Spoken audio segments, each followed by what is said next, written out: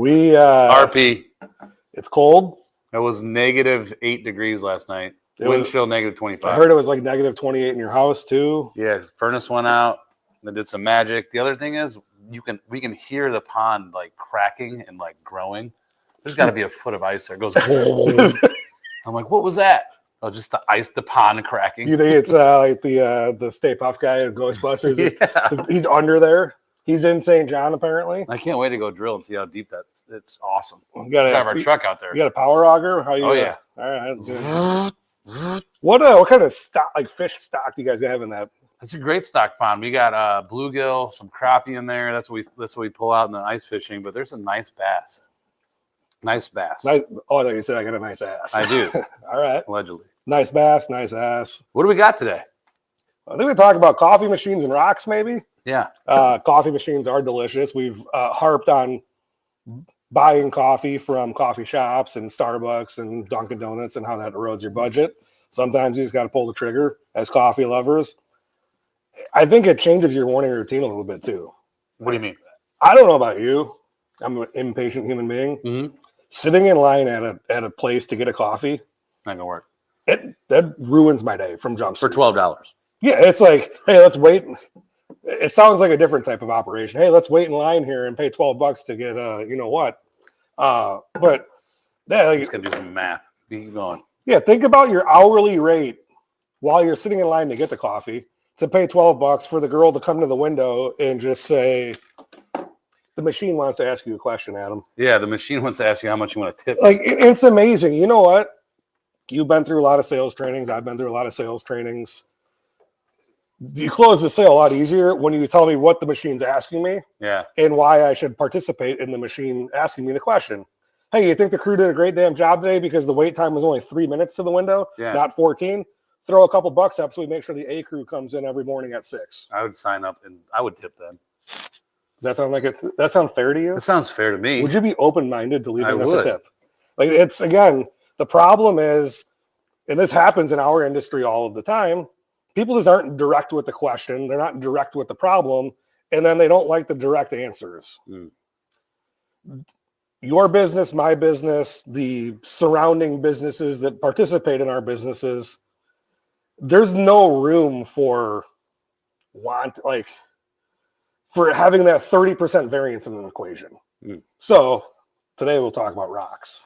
Slinging rocks. Maybe not slinging rocks, but we have to look at from anything, from your time, your business, however it is, right?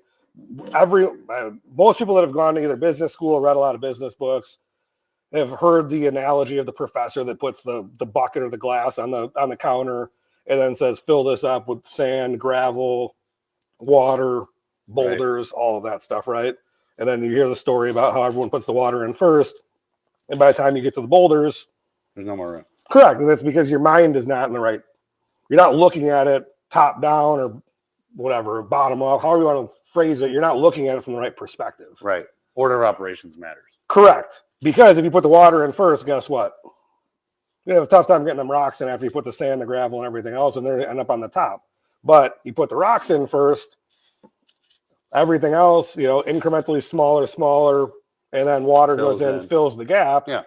Now you have the full glass. All of your problems are consolidated there.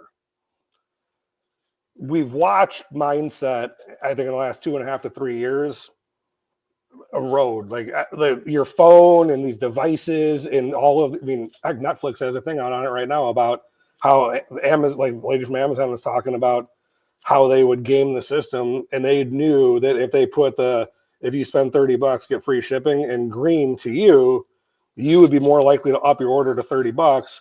But if they did it in red to me, I would be. Really? Yes. How do they know that? Because they have so much data going in that they can do a proper A/B test. Wow. I want that data. We'll call base. Hey, Jeff, your rockets were the questionable shapes. It almost seems like the most successful business realized that all it is data. It just comes down to data. It's data, and then how to digest it, how to turn it into diagnose it. Yeah, and then how to get the highest likelihood of intended outcome, I guess is the best way to put it, right? Sure. And we see that a lot in our businesses. We were talking about this morning. Like, if I'm going to go sell my house because I need to do move up house, right? Yep. I got kids, family's growing, bought in the wrong school district. You're fertile. The mayor, fertile like a turtle. Buck the turtle. But Jimmy Buffett fans probably get that one. You need to make that decision for your family. If you look at the decision to move, right? And then maybe we need to go, oh, well, interest rates are high sixes, low sevens, and I have a 3% interest rate right now. But I also got $48,000 in credit card debt that's racking up at 28%. The signature loan at 19 or 20%. This Harley at 18%. Like, what if we just took your budget and just said, hey, how about we look at your budget instead of from a debt perspective, we look at it from an income perspective. Mm-hmm. All right, so we have X amount of income. Our pie is this large, right? How do we want to divide it up? What if we can just go a little more house and get rid of the dead weight? What do they talk about in the NFL, right? Dead cap space. Yeah. Like how much dead cap space do you have in your budget if it comes to making the right move?